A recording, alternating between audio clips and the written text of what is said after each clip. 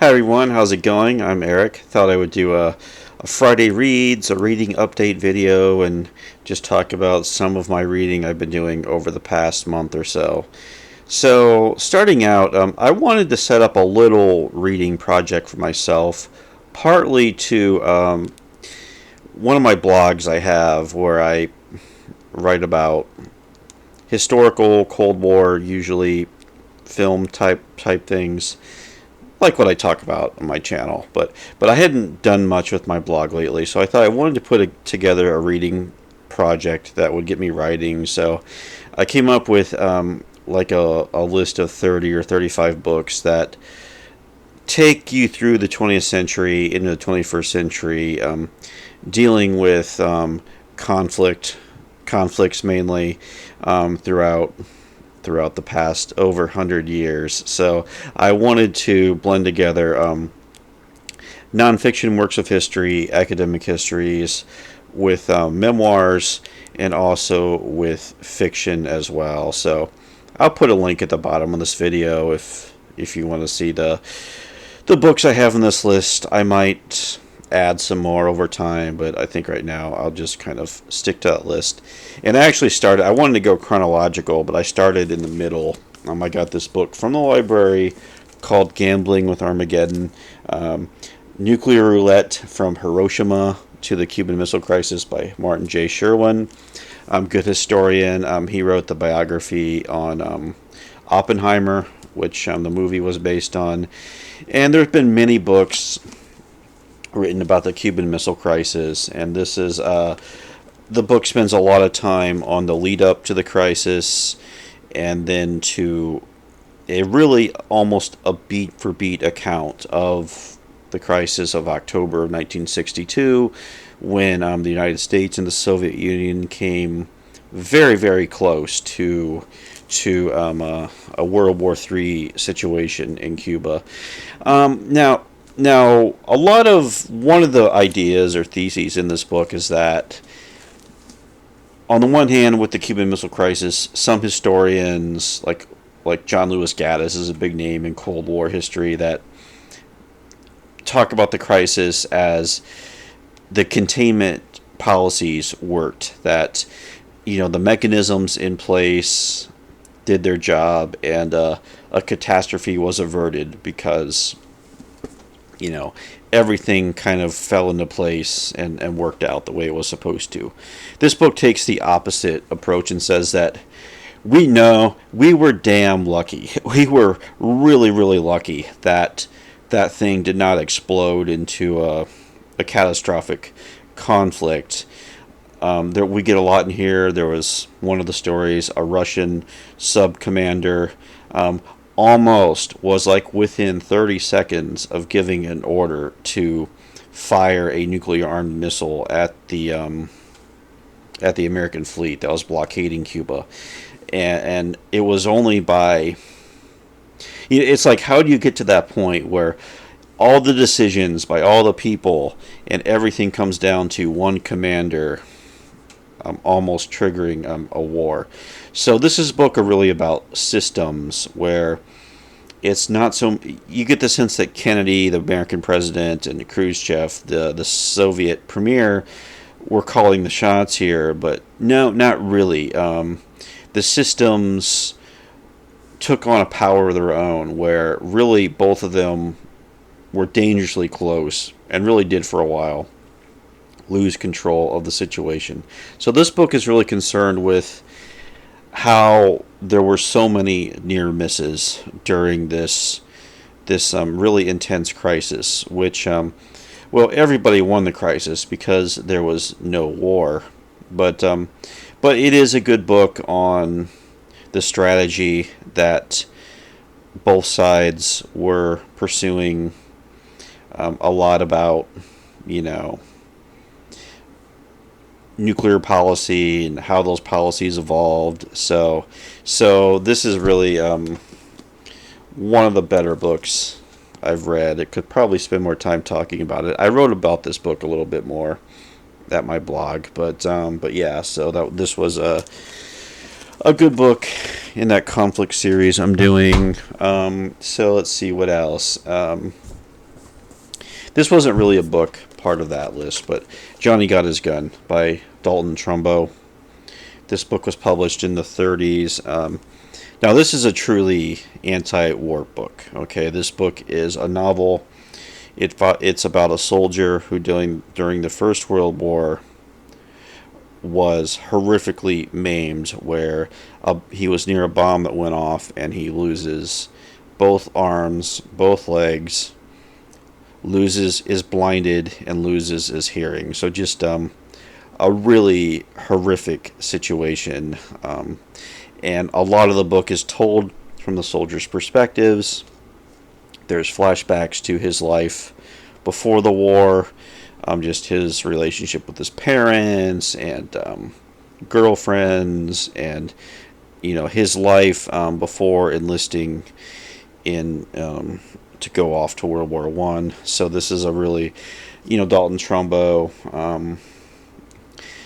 maybe more famous for his screenplays that he wrote, but he would go on to, I've not seen the film yet, would go on to direct adapt his own book to film, but there's some really really incredible passages in here about anti-war, like really asking the question, is it worth giving your life up for an idea, for a nation, and from the perspective of this soldier. So it really raises questions about war, and it's and pretty graphic for its time as well. So it's definitely worth reading. I did feel like some of the flashbacks did feel a little. The book kind of goes into these very flowery prose sometimes when we go back to these flashbacks, which can be a little bit corny sometimes. But there's also some very powerful passages in here that still hold meaning. So yeah, that was Johnny Got His Gun. Also reading this one right now, The Proud Tower by Barbara Tuchman, Portrait of the World Before the War.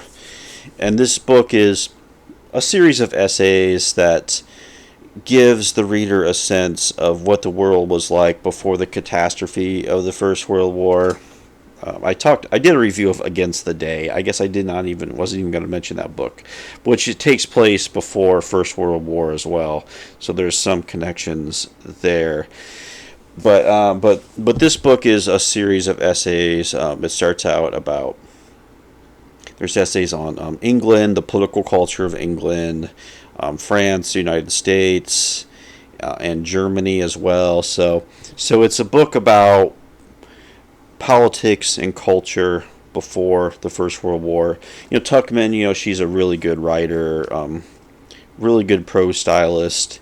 So I'm about a third of the way through, halfway through this one, enjoying this book quite a bit.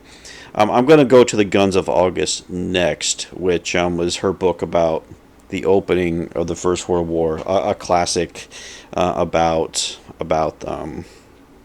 how the war started, and a connection to the Cuban Missile Crisis, because I don't know if it's 100% true, but President Kennedy was thinking of The Guns of August, the book, which had come out around the time in the early 1960s. So all these things come full circle. But yeah, enjoying The Proud Tower right now.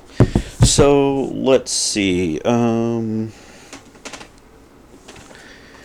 Some more contemporary nonfiction here. This is a library book, Furious Minds, The Making of the MAGA New Right by Laura K. Field.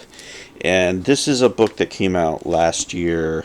And she's a political theorist. And this is about the intellectual side of MAGA, or the Trump movement. Different ideas that were once fringe ideas that have coalesced into a sort of movement. Laura K. Field takes you through the landscape of these, I hesitate to call them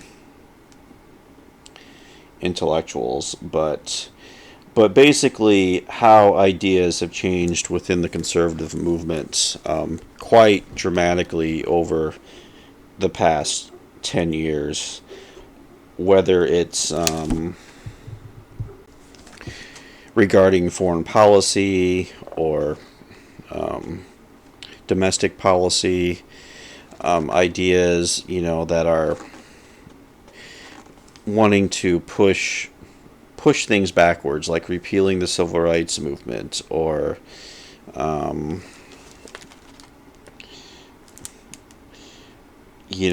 real obsession with masculinity and a real hostility towards feminism.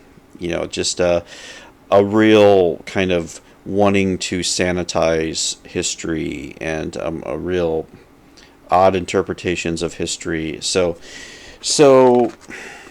yeah, there are a lot of intellectual currents. I'd actually go through this book again because it covers a lot of ground, and it's a really worthwhile book. Of course, I completely disagree with these people that she's writing about, but it is good to be aware of these intellectual currents happening on the right. So I would highly recommend this book if that interests you. So, all right. So let's see, what else can we move on to? So just some miscellaneous stuff here. I also I picked up this book too. I haven't started it yet, but this is part of the war list, or list of conflict I was talking about. Vera Brittain's Testament of Youth, which is a memoir. She was a nurse during the First World War. She lost people close to her during the war. So this is one of the more well-known, famous memoirs to come out of the conflict. So I plan on getting to this book soon as well.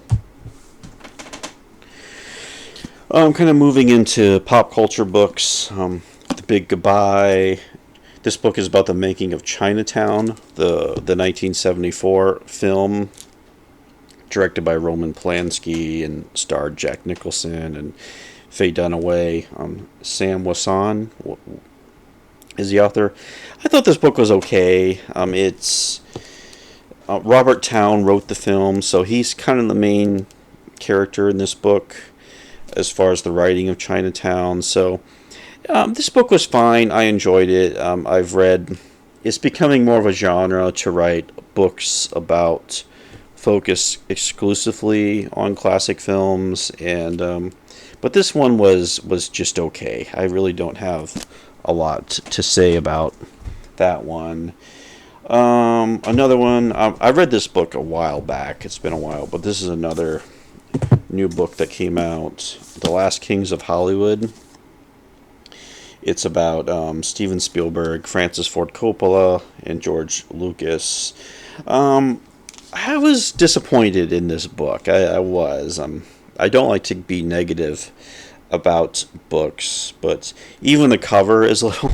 I don't know why they have the wrong name under the person.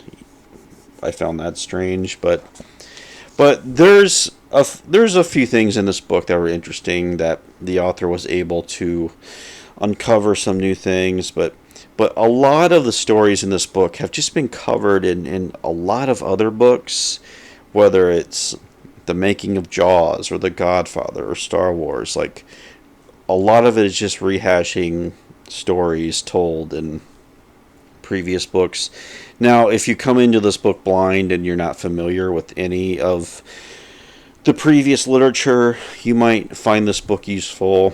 But I also thought the author had this, I don't know, annoying fixation on the personal lives of these figures. In particular, Francis Ford Coppola, where it seemed like we spend a lot of the book on his personal life. And the author did discover, I think, one thing that hadn't really been out there before, but I don't know.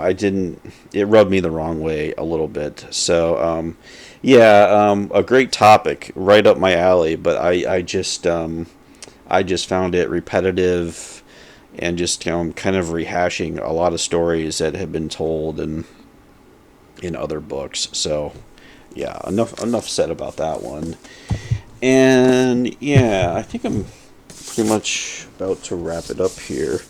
I think last night I was going to do a video, but I was reading H.P. Lovecraft. This is just a cheap hardcover I bought of Lovecraft stories, and I don't read. I'll pick this book up occasionally and page through it. What I found is I listened to an audio version and read along. The story I read was The Color Out of Space, which is a famous Lovecraft story, and it had a really good reader, so it really brought me into the story a lot. Which is, the story is about a meteorite that lands on this New England farm, kind of a rural, isolated part of New England, and suddenly things start to change where the crops, the fruit, and all the crops and the trees start to alter a bit. Eventually, the family their personality starts to change and get darker and decay. So it's a really kind of a creepy story in that sense, and it has the framing device of you have the narrator of the story, but somebody else is talking to the narrator, giving the narrator the story. So it's sort of framed in that way. One interesting thing I read about this, I think it was published in 1926 or